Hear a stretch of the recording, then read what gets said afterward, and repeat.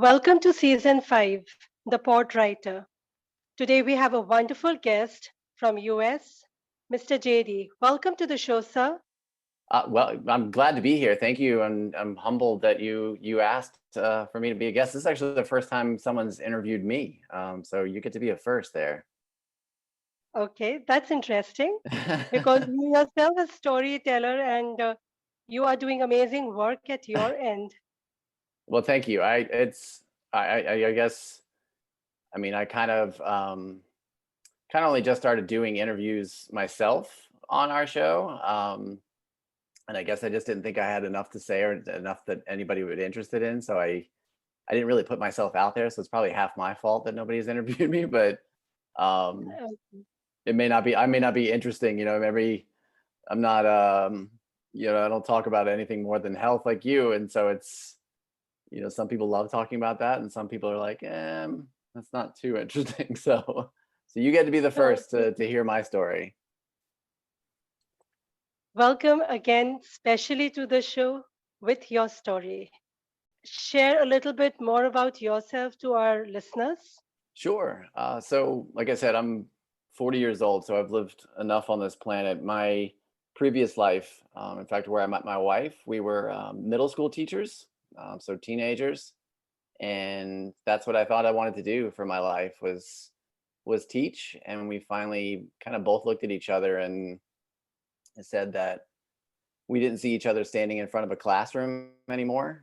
It was just getting to be very draining mentally and physically, and so we both kind of pursued our passions. So hers in the end of oncology nursing, so she deals with cancer patients, and I took health into this direction. So I coach people and teach people in a different capacity, both on their mental health, their relationships with themselves, with others. It's kind of just grown from there. So kind of my own business, something I never thought I saw myself doing. I always thought I'd be somebody else's employee. And this has been 5 years that I've been a holistic health coach. The podcasting end of it is relatively new. Only about a year and a half that I've been doing this, and really just within this year, kind of got the hang of it. So yeah, You're doing amazing, as I said earlier also. thank And you. tell me, how did you switch, to podcasting? How did you start your journey? Like, Yeah. Well, I've enjoyed podcasts for quite some time. Like you said, I'm a storyteller, and that means I enjoy hearing other people's stories. And I don't really have a true genre that I enjoy the most. It's really just, if it's something different, it's something new, as far as somebody's perspective. So I was always fascinated by the concept of podcasting, but I just didn't have. I knew I wanted to do it, probably probably 5 or 6 years ago, but I didn't have anything that I thought I needed to say, and I didn't really have a concept. So I knew, kind of put it on the back burner, that when I had something to say or had a true purpose behind it, then I would begin. And so, like I said, probably just last year, maybe February, March, when everybody was quarantined and stuck at home due to a pandemic, it kind of hit me that, well, here's what I can do. I coach people all day, and I can't really be in front of them anymore doing it. So maybe this is the way to start. And so it kind of just branched from that I needed an outlet for, the message of holistic health that I had. hmm And it's kind of just transformed itself. I went from kind of just so shooting in the, lockdown, what's that? no, so I was just going to say the lockdown was a blessing in disguise for you Yeah, it to was, experience. for many reasons, for sure. But I've always been, it's what I enjoyed the most about teaching, was those chaotic moments where, everybody else is kind of running around with their heads cut off, and I kind of always have been the one to find the center of calm. So it kind of was like, okay, what's the next step, and what do I do from here? And that was it. So I have a $30 microphone and a computer that I've had probably since 2013, and I Uh-huh. make it work. And so it's just been fun learning from there and getting better and better, and not being afraid to say, okay, well, this is the direction I want to take this now, or this isn't working. Let's try this. So it's really just kind of within just this year alone that I've really tried to really found my voice with it and understood that this is how I see it going, rather than when I began, I felt like I was just chasing topics and chasing ideas, and it didn't feel organic. So it's really taken that time to grow into it, and I think a lot of people kind of miss that part of the journey, that they just want it to be successful, whatever it is, right away.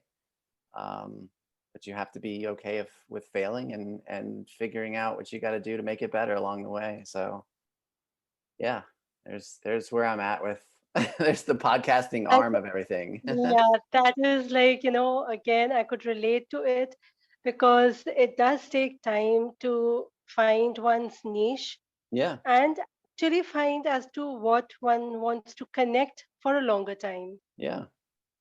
And I think, So that, you can kind of get wrapped up in, what everybody else is saying. Well, this worked for me and this didn't work for me. And then you're like, oh, okay, let me try that. And then you get so far down, the rabbit hole, so to speak, that, you forgot why you started in the first place. And I think that's kind of what I forgot in the beginning, that I was, finding topics that were like, oh, I bet you people would love this. Like, let me talk about, how to burn fat, and let me talk about, the best recipes for the holidays. And I'm like, I don't enjoy any mhm, of those things really, enough to talk about it. I mean, if you ask me as a client, sure, I can tell you those things, but not passionate about it enough. And then I kind of just stopped and paused with myself and realized that, wow, I read all these types of books, or I listen to all these types of podcasts and articles, and I just started writing down topics that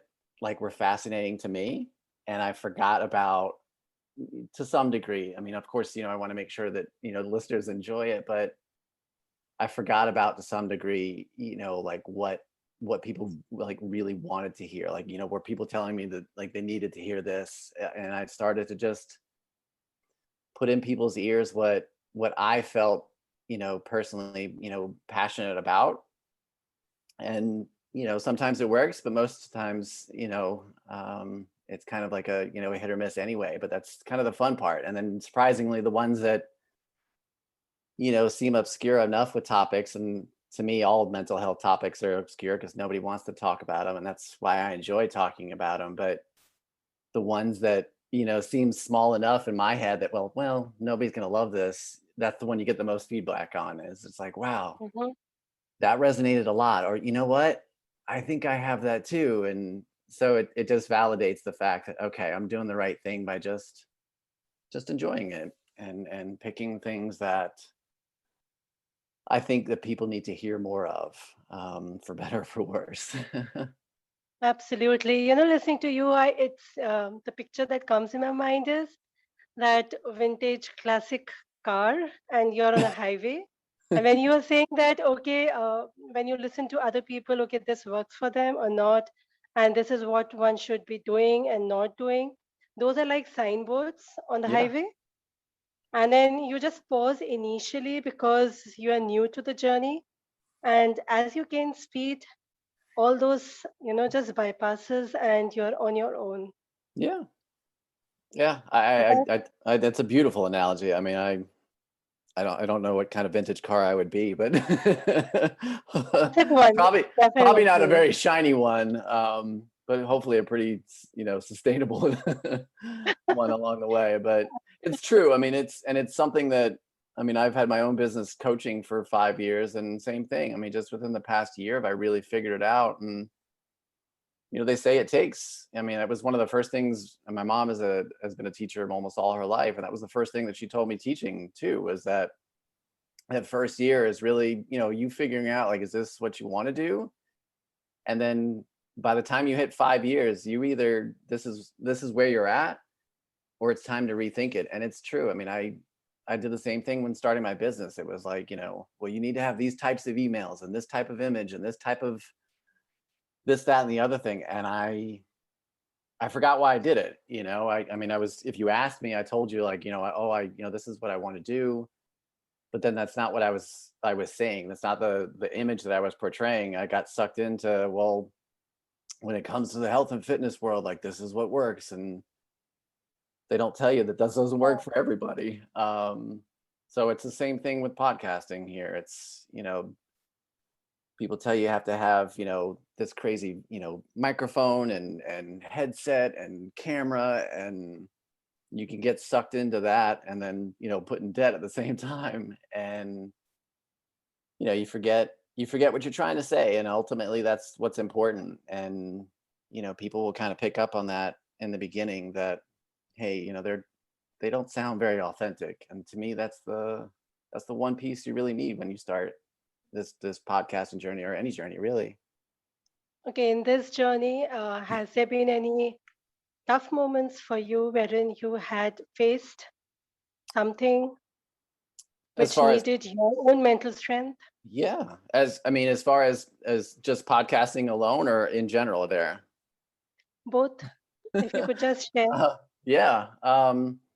Personally, I mean, I've had numerous moments, I'm sure, in my life, big and small, but I think the biggest one that kind of shook my ground, I think anybody, can tell you that they can, in the most dire situations, they're going to act this way, or they're going to do this, but you really don't know what you're going to do until your entire path has been taken out from underneath you.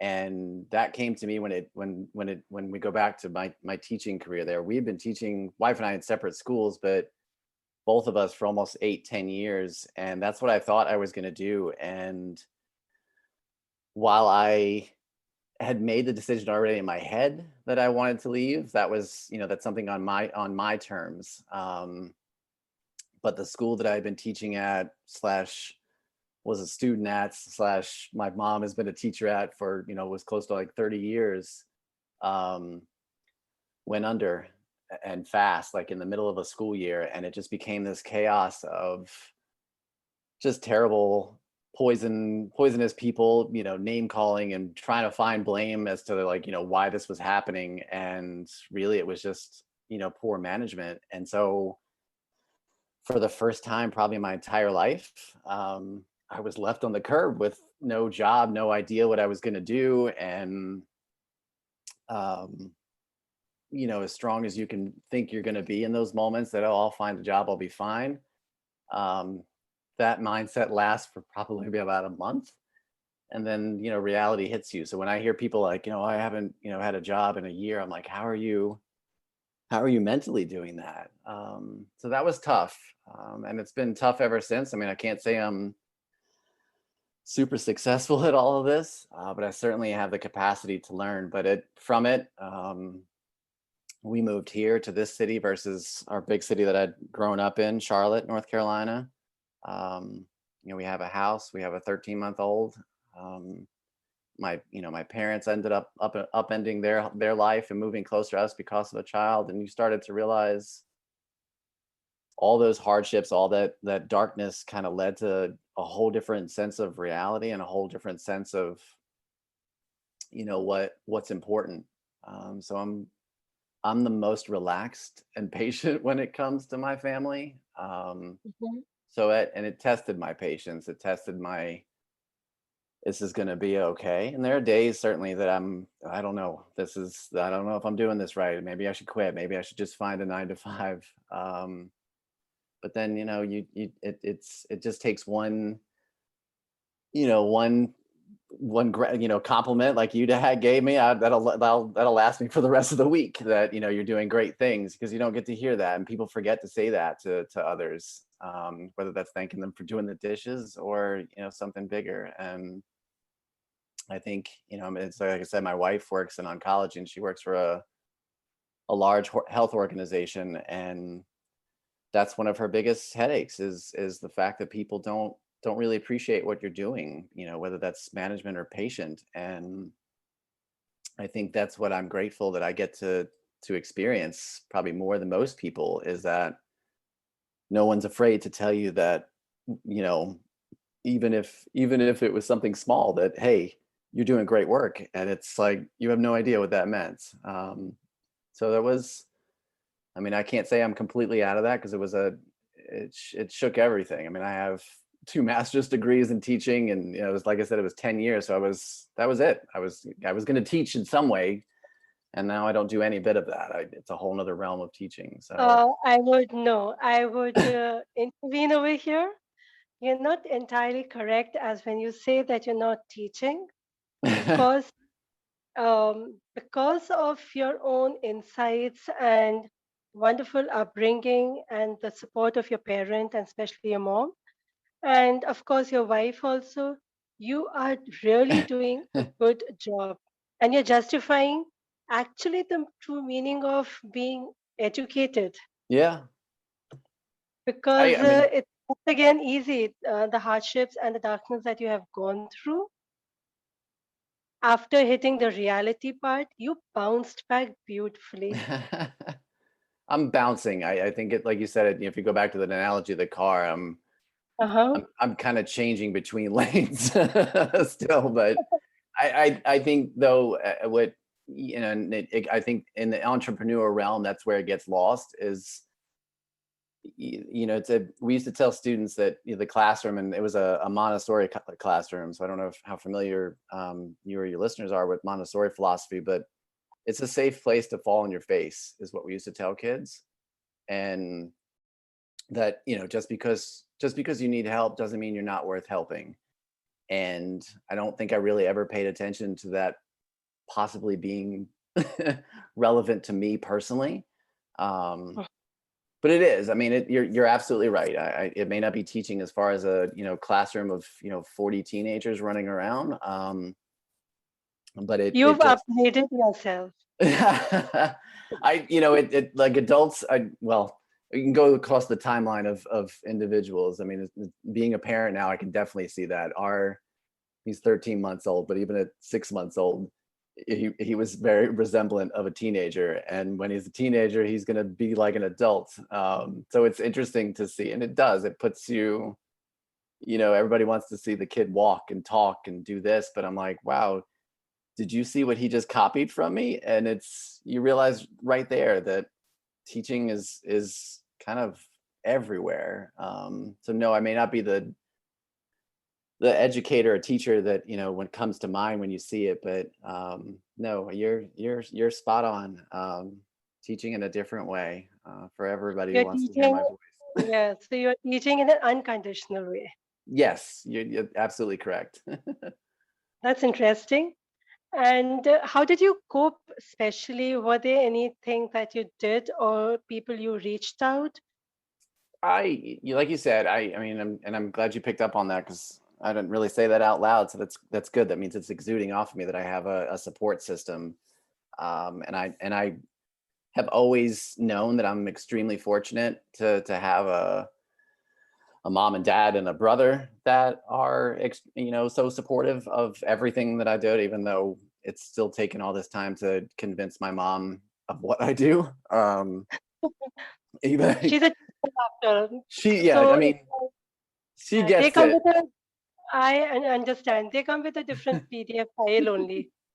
They have a different vision of Absolutely. and they just want, and I know where it comes from, at least, that they just want to know you're okay. So I've figured out that that's really what they want to hear. But I have, beyond that, I am extremely fortunate for them, but ever more fortunate for my wife, for the fact that she and I'm a pain in the butt, I'm sure, most days, but when I am anxious or overwhelmed, I'm more of a pain in the butt. And I never have taken advantage of that. And I think that's something that people have to kind of take in mind when you have two different dynamics of a household, that one's kind of doing their own thing and one's comfortable with a 9 to 5. You have to respect the fact that they're counting on you just like you're counting on them. And I can't say enough how supportive she has been with everything. So it's a combination, but I know that that's not everybody. And so when it comes to giving people something to think about when in terms of coping through tough moments, because we all experience them in some way, shape, or form, it's finding who that support is. And it may not be, your parents. You may be completely distant from your parents, or they may have long passed away, but there's somebody there that is listening. And that's been my biggest key. And that was probably instilled with me, when I was younger, that how important family is. And you see it now as just the three of us as a family, and what we want for him, and how important that is to see family and be a part of family. So finding that support and finding that person to help you with that support is probably the biggest, because it's easy to turn to addictions of drugs and alcohol, or just laying on the couch and not doing anything. It's easy to get sucked into that, but somebody needs you, and they need you to be on your game. And that's what my support staff reminds me of. That's nice. And hats off to your wife also for doing such a valuable and precious work It for the is. humanity at large. And say my regards. And from all the listeners, on behalf of all the listeners, regards to her. Thank you. She's pretty amazing at it. It's something that she lost her father years and years ago to cancer, and it was something that she chose because of that. And it's kind of just fell into her lap, because it doesn't necessarily. I mean, she started nursing way later than most people would. Most people do that straight out of college. So it was just kind of starting from the bottom up, and kind of fell into her lap that there was an opening in oncology, and she's been doing it ever since, and growing with it. But if anybody can withstand that kind of overload of other people's trauma, it's her, because Mhm. it's not. In fact, my most recent episode is because of her, that compassion fatigue. And it's something that I probably had as a teacher, something that my mom has as a teacher, and something that my wife never really portrayed until maybe a couple months ago. And it was like, oh, everybody does have a limit. And I don't think, we thank our healthcare workers a lot. And I for just being there and showing up. At the amount of weight of the world, and their suffering and emotions alone, let alone the physical ailments they're going through. That weight Absolutely. is on the healthcare workers. So thank you. Yeah, it's beyond the words. Like one can express the gratitude part for the Yeah, selfless work they do. it is. It's amazing. It's truly. I mean, even if she weren't my wife, I'd probably feel the same way. That's just I have a high capacity for things like that, but to do that day in and day out, those people. You're right. I mean, there's no words of gratitude that fit enough, um, Absolutely. to thank them. So yeah. And yeah, so I'll extend that extension part to you, that you have the aim to build a wellness community. What would you say to the people? Any message regarding that? For a Your wellness work?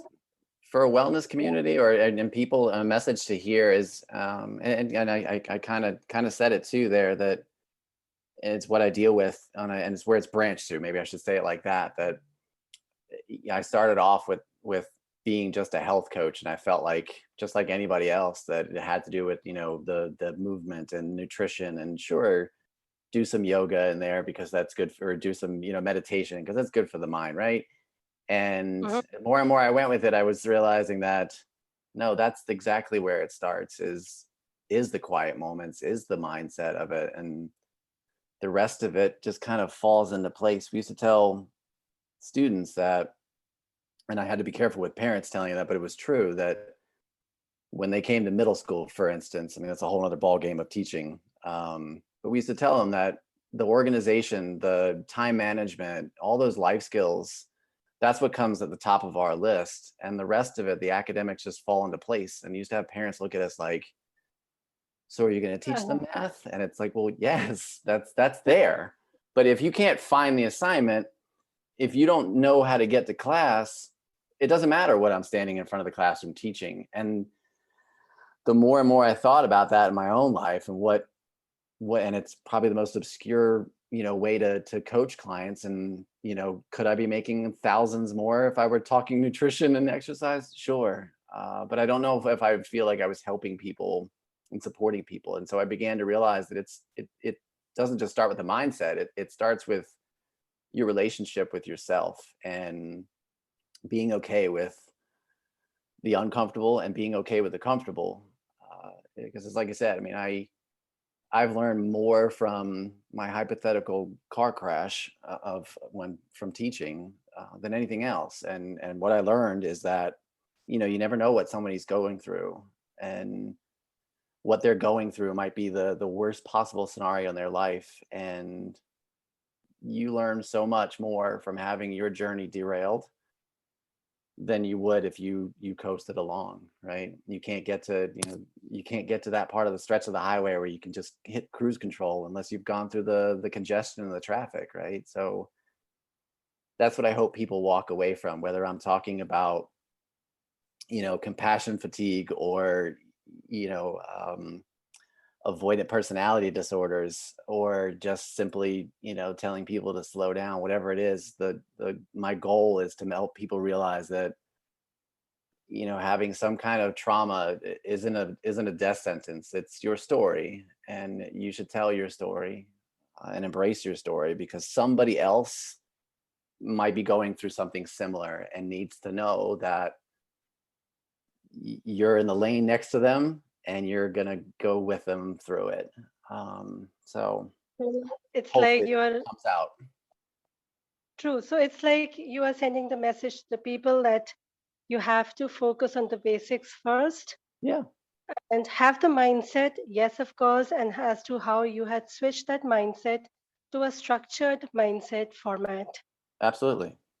Absolutely. And I think, I mean, when we tell people that, you have to, fix your mindset, that's such an overgeneralization that people need you got to step back even further than that, like, what does that Mm-hmm. mean? And, True. just taking my meditation for an example, I can't tell you how many times I get the same question. Well, I can't find a quiet space to sit for 45 minutes. And I'm like, well, first of all, good luck finding anywhere quiet in this world. That's okay. Even if it's in your car and traffic's running all around you, the world is going to exist around you. And then number two, who has 45 minutes to just sit there every day, and so people get wrapped up in this need of like, oh, this is the definition, this is what you're supposed to do. And that's everything when it comes to our health.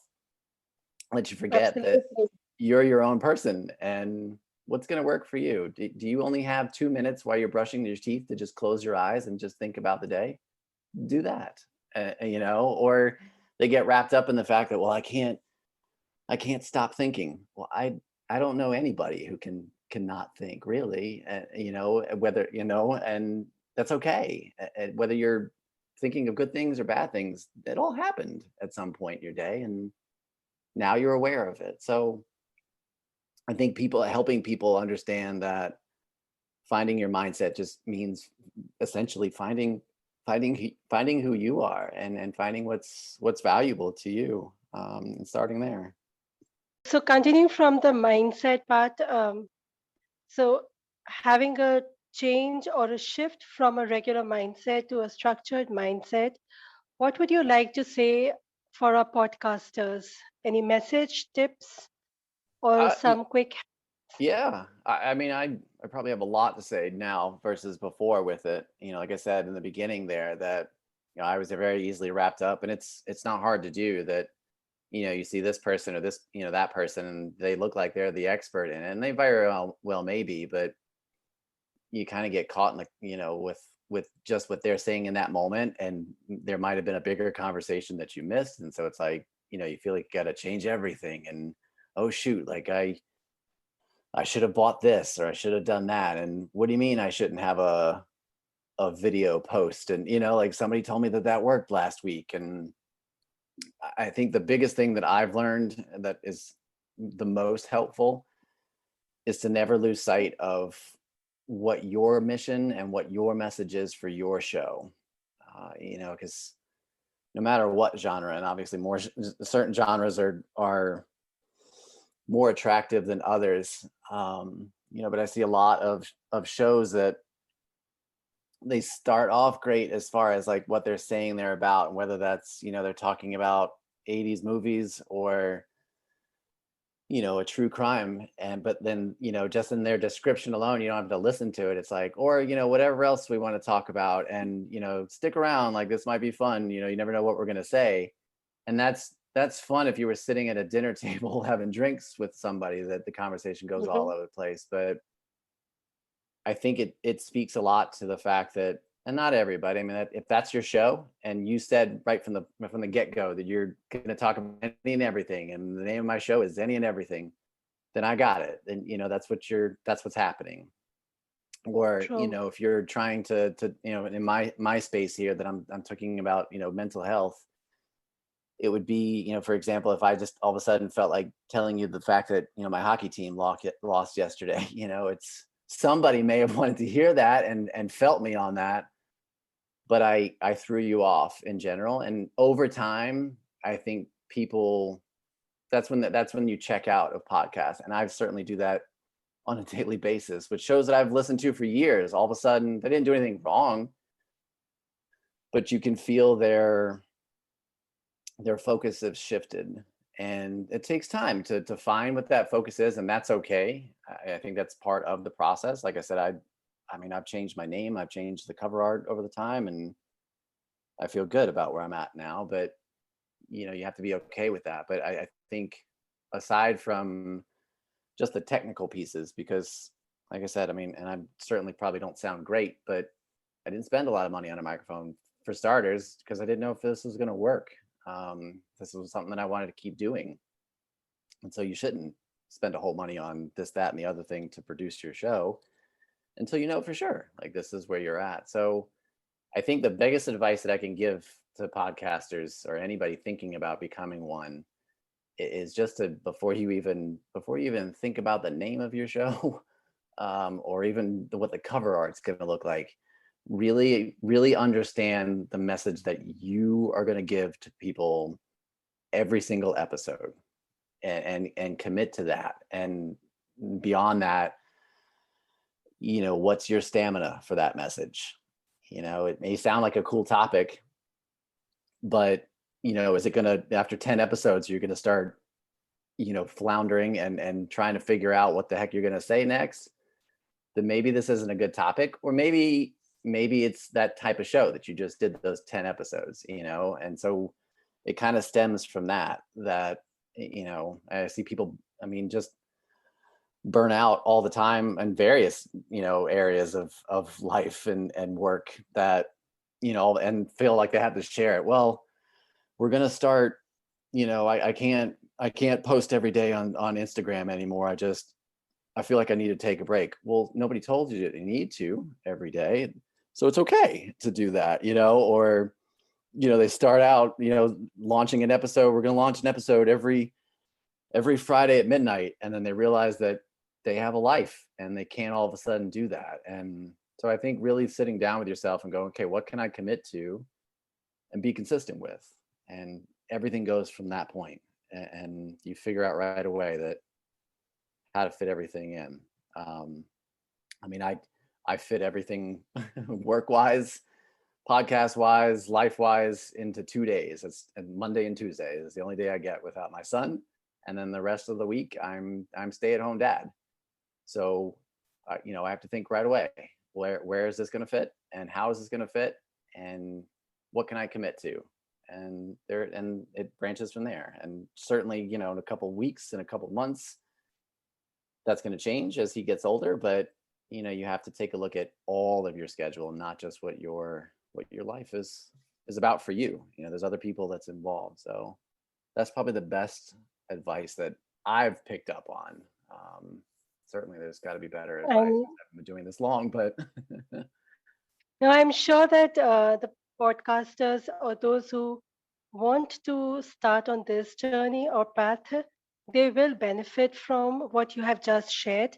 And if I have to encapsulate what you have just shared, it sounds like a plan, Yeah. and the podcast that you intend to publish and go along with should have some meaningful message. You should be committed. There should be some consistency, a Yeah. plan, figuring it out as to how you're going to balance your personal, professional, and passionate life. Yeah, absolutely. And you're certainly gonna make a mistake with that, and that's certainly all right. And I That's think many listeners hear that and go, okay, that's they did this last week, but they're doing this week. And you can be honest with them, that that's what's going on. People like to be a part of that journey, but to some degree, you have to have a lot of those pieces in place before you put the microphone in front of your mouth. So yeah. absolutely. It's like you've really said what's very crucial also about the gadget part, that Yeah. yes, the tech is important, but not as important as what your content is. Absolutely. I mean, it speaks. I mean, I think it's valuable advice, for any area, but especially here, when you're coming to content creating that, a lot of, and you see it all over the place from YouTube to podcasting to just posting stuff on Instagram or wherever, that people just kind of throw it out there, and if that's your genre from the beginning, then people understood that. But if it's not, then you're going to start confusing people and losing people, and people pick up on that. People have very short attention spans, and if you're not clear from the beginning, that you don't have to have a suit and tie professionalism, but you certainly have to have some level of professionalism to keep people around. They want to know that you've got some semblance of your life together, because they're listening to you for whatever reason, whether that's advice for what movie to watch next, or what tip they should have for eating right over the holidays. That people are listening to you, and if you're bumbling and don't feel confident in what you're saying, people check out fast. And you don't want that. Very true. So, any funny moment you have experienced through your podcasting journey, or anything else besides Oh, podcasting journey I that you mean, would I've like to share? I've got a pretty funny life, really, most days. Especially if you stuck a camera on me and watch me chase around my 13-month-old. Um, but as far as podcasting goes, I mean, there's another one. You could stick a camera in front of me and watch me how many times I hit the reset button, or have to delete this, or talk to myself and go, "What were you saying? What? Get it together. Get it together." But I had probably the best moment that gratefully turned out, and we'll see. I won't expose what episode that was, but one of the interviews I had early on, like I said, I only just began them this Mm-hmm. year, because that was something that you see a lot of in podcasting. And sometimes, if you follow certain shows, that same guest is on like 3 or 4 different shows, and it's like, okay, how many times can they say the same thing? And so I told myself that I didn't want to do interviews right away, but if I were going to do it, I really just want to hear people's story. Like, I don't care who you are, how famous you are, how not famous you are. I just want to hear their story. And so I just sent out people that I felt like I wanted to talk to, both in my social media following, and things that I had read and whatnot. And one of the people that said yes, and I was like dumbfounded from day one that they said yes. They came on to the show, and I had everything set up. I had done like several interviews before, so I didn't change a thing. So I went through the whole interview. We had such a great conversation. They were so into the questions, so floored by the questions, like, this is great. And then I ended it, and I clicked end on my end, and I realized that I didn't even have their microphone turned on the whole time. So I heard I heard everything that they said, but I didn't record anything that they said. Yeah. And I knew it like right away. Like, I wasn't like, stop recording. I put everything down. Like, that was amazing. Let's go out for a walk and enjoy the rest of my day. I knew it the minute I hit the button, and I was like, oh crap, Oh, what the heck did I right. do? So there was my words, there were my questions, there was my reactions to everything. So I messaged them So did really you say, quickly and I said, look, here's what mhm, happened. I'm so sorry. If you don't feel like you're up to it. And I didn't want to, they were, I mean, not this time difference like you and I, but similar in the sense that it was a good distance that I have to ask for a different time period from you again. And I said, mhm, and I know that they were busy in their own lives. I was like, I don't want to take up any more of your time, but if you're up for it, I can send you the questions, and if you wouldn't mind just recording them, and I'll piece it together.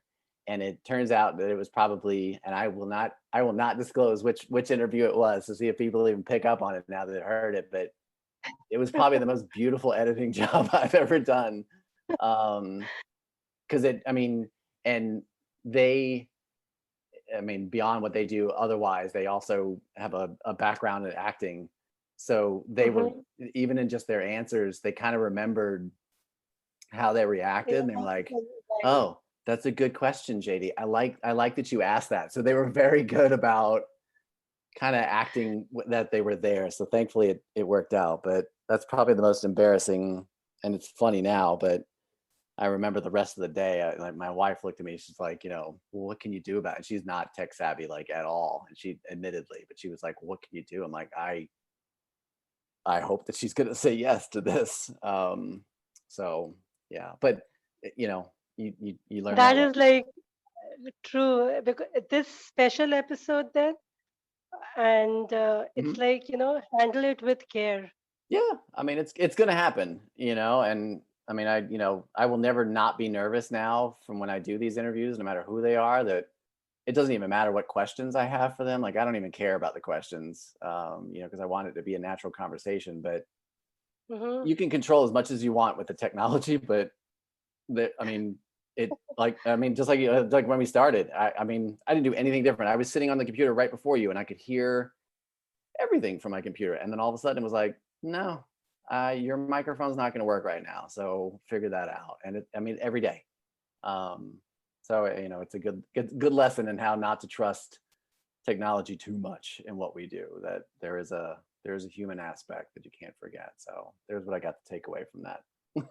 Embarrassing, and It's always an experience which counts, yeah, and that enriches the person. yeah, absolutely. It was really nice listening to you, Oh, your thank you. journey, and your path. And thanks a lot for your valuable time. Oh, absolutely. I'm like I And said, I'm truly grateful that you even asked. And like I said, I mean, this has been a great first experience as being on the other end of the interview. So thank you so much. before we wind up, Yeah. if people would like to listen to your podcast, can you share the social media handles and or any website they can reach out? Yeah. So I'm more active on Twitter when it comes to the podcast, and that's at Health Talks Pod. Um, there's no JD involved with it. They didn't like that was too many letters. Um, so that's at Health Talks Okay. Pod. Um, I think, yeah, and the website. So like I said, I run a coaching health coaching business on top of everything. So it's kind of an extension of what I teach clients every day. So it's Veritas. So VeritasFit, veritasfit.com/podcast. And you'll see every show, every episode has a show notes, but there's links at the top of the page to listen on whatever player that you choose: Spotify, Apple, Podchaser, Good Pods, whatever the case may be. But either way, stop by, say hello. I always like having conversations with people. So Thanks a lot. And I will be sharing these links in the post so all the listeners will be able to have them, they can reach out yeah, easily. absolutely. I'm always an open door, to have conversations with people. I mean, I understand it with some people that they have their chats like closed. They don't want a bombardment of people. But at this stage, with not so many people knocking down my door, I'm always welcome to listen to people, to hear people, and get feedback, because this is about your journey, not mine necessarily. So thank you. Thanks a lot. Thank you so much. All the best for the journey. Take care and be safe. Thank you. You do the same, and have a good night. Thanks a lot. Yeah, bye. This was JD Murgolo from Durham, North Carolina, USA. Being a teacher, he had all the skills to understand the nuances of life. The hardship and darkness in his journey were highlighted when reality hit him. He shifted his domain from four walls of the classroom to an open arena where he aims to build a wellness community. Along with his wife, who is a pillar of support for him, he has a brother and loving parents. The belief in the ability to do things so as to grow is the crux that he advocates, and he shared this that one needs to have a structured mindset. Destiny embraced his talent in the form of his venture, Veritas Fit, and his growing podcast, Health Talks with JD. His mission? To build a wellness community, as I just said, where individuals can feel supported and find resources as they try to live a healthier life. His motto is to develop a mindset that people deserve a chance to become healthier and happier. Each one of us is valuable, no matter how tough the journey. JD also said that welcome to the storm, and he believes that we all will be able to cruise if we have a proper mindset. That is the key to all the things that we understand and do in life. On that note, I would also like to just add that whatever tips he has given for all the podcasters, they are very valuable. Do listen, make a note, and practice. So, that is all for today in this episode. Hope to see you all in my next episode, same time, with another amazing guest and their story. Till then, take care and be safe. Bye.